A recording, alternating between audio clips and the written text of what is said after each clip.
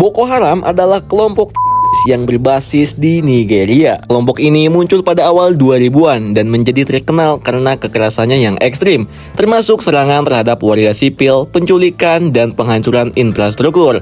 Nama resmi mereka adalah Jama'atu Ahli Sunnah Lidakwati wal Jihad, yang berarti masyarakat ahli sunnah untuk dakwah dan jihad. Boko Haram sering menargetkan sekolah karena mereka menentang pendidikan barat, dan mereka bertanggung jawab atas insiden seperti penculikan lebih dari 200 siswa di Chibok pada tahun 2014. Kelompok ini juga terlibat dalam berbagai serangan mematikan di Nigeria dan negara-negara tetangga seperti Kamerun, Chad, dan Niger.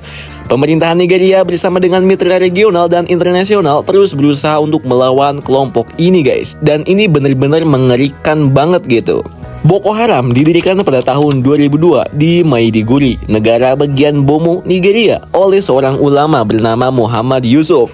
Nama Boko Haram berasal dari bahasa Hausa yang berarti pendidikan barat adalah haram atau terlarang. Ini benar-benar kocak banget gitu. Kelompok ini awalnya memposisikan diri sebagai gerakan agama yang menentang modernisasi berbasis nilai-nilai barat, termasuk sistem pendidikan dan pemerintahan, yang dimana ini benar-benar kocak banget gitu. Kemudian pada tahun 2009, Muhammad Yusuf tewas dalam tahanan polisi setelah operasi militer besar-besaran terhadap kelompok tersebut.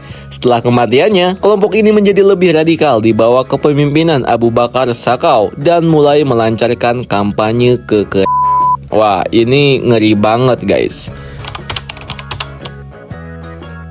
Boko Haram mengklaim memperjuangkan pembentukan negara Islam di Nigeria Utara berdasarkan implementasi ekstrim terhadap hukum syariah. Mereka itu menggunakan agama sebagai pembenaran untuk tindakan-tindakan kekerasan mereka. Ya, meskipun mayoritas umat Islam di Nigeria dan dunia mengecam keras kelompok ini. Lalu, alasan Boko Haram mengatasnamakan Islam diantaranya adalah untuk menarik simpati dari kalangan tertentu, menciptakan narasi bahwa mereka melawan penindasan budaya barat, dan memberikan legitimasi bagi agenda politik dan militernya. Namun, ulama Islam secara global telah menegaskan bahwa tindakan mereka bertentangan dengan prinsip-prinsip Islam yang sejati. Wah, dimana ini benar-benar gokil banget guys. Faktor-faktor penyebab kemunculan Boko Haram sendiri diantaranya adalah yang pertama kemiskinan dan ketimpangan ekonomi, lalu kurangnya pendidikan, korupsi pemerintah, kelemahan keamanan, dan ideologis ekstremis. Wah, ini bener-bener kocak banget gitu guys. Penculikan 200 lebih siswa di Chibok oleh Boko Haram adalah salah satu insiden paling terkenal dalam sejarah kelompok ini. Berikut adalah kronologi detailnya guys. Sebelum penculikan, Chibok adalah kota kecil di negara bagian Borno, wilayah utara Nigeria yang menjadi pusat aktivitas Boko Haram. Kelompok ini sudah sering menyerang desa dan sekolah sebelumnya gitu. Sekolah menengah perempuan Chibok adalah salah satu dari sedikit fasilitas pendidikan yang tersisa di wilayah tersebut. Kemudian pada malam penculikan, siswi-siswi tersebut sedang mempersiapkan ujian akhir untuk mereka. Sekitar pukul 10 malam, Boko Haram menyerang sekolah tersebut. Para militan datang dengan kendaraan bersenjata dan mengakui sebagai pasukan pemerintah yang datang untuk melindungi siswa dari serangan. Setelah dipercaya, mereka mulai membakar sekolah dan menangkap siswi-siswi yang ada di sana. Jumlah korban tersendiri lebih dari 270 siswi. Sebagian besar berusia 16 hingga 18 tahun diculik. Sebagian lagi berhasil melarikan diri saat perjalanan menuju tempat persembunyian Boko Haram, dimana ini benar-benar sangat mengerikan banget gitu guys. Siswi dibawa ke hutan Sembisa, markas Boko Haram yang terpencil dan sulit diakses. Beberapa siswi dilaporkan dipaksa masuk Islam, menikah dengan militan, atau bahkan sebagai. Respon awal pemerintahan dianggap lambat, memicu kritik dari masyarakat lokal dan juga global. Wah, ini benar-benar miris banget gitu. Bring Back Our Girls menjadi viral di seluruh dunia, mendorong tokoh-tokoh terkenal seperti Michelle Obama, Malala Yousafzai, dan selebriti lain untuk menyerukan tindakan. Pemerintahan Nigeria dengan bantuan internasional melancarkan operasi militer dan negosiasi.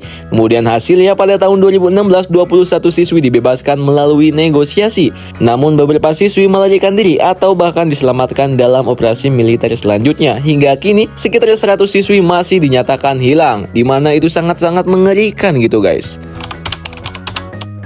Ketakutan dan trauma, serangan dan penculikan Boko Haram menciptakan rasa takut yang mendalam di masyarakat utara Nigeria. Banyak orang meninggalkan desa mereka untuk mencari perlindungan di tempat lain, ya khususnya perempuan gitu.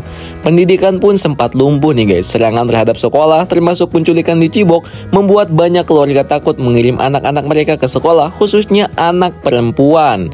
Aktivitas Boko Haram juga menghancurkan ekonomi lokal, terutama sektor pertanian dan juga perdagangan, di mana ini benar-benar kejam banget gitu, apalagi itu mengatasnamakan Islam. Kemudian organisasi internasional seperti PBB dan UNICEF mengecam keras Boko Haram dan meluncurkan program untuk mendukung korban konflik.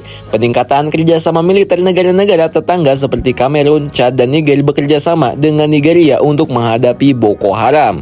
Beberapa pihak bahkan meyakini bahwa Boko Haram dimanfaatkan oleh aktor politik di Nigeria untuk mendiskreditkan pemerintahan tertentu, khususnya Presiden Goodluck Jonathan saat penculikan Chibok terjadi, dan menciptakan ketidakstabilan untuk meraih kekuasaan melalui strategi politik berbasis kekuatan. Wah, ini benar-benar mengerikan banget gitu. Boko Haram diyakini memiliki hubungan dengan Al-Qaeda di Maghreb Islam atau AKIM dan yang memberikan dukungan logistik, senjata, dan juga pelatihan. Pada tahun 2015, Boko Haram menyatakan sumpah setia kepada memperkuat teori bahwa mereka adalah bagian dari jaringan global di mana ini benar-benar kocak banget dan mengerikan gitu. Sebagian orang berpendapat bahwa penggunaan Islam oleh Boko Haram adalah upaya untuk menciptakan persepsi negatif tentang agama Islam di mata dunia. Mereka mencampur adukan aksi dengan agama, ya meskipun tindakan mereka ditentang keras oleh ulama Islam di seluruh dunia. Meskipun teori-teori ini sering sulit dibuktikan, banyak pengamat sepakat bahwa penyebab utama Boko Haram adalah kombinasi dari kemiskinan, korupsi, radikalisasi, dan kelemahan negara. Penggunaan agama hanya menjadi alat untuk memperkuat pengaruh mereka. Wah, gimana menurut kalian nih guys? Tulis di kolom komentar.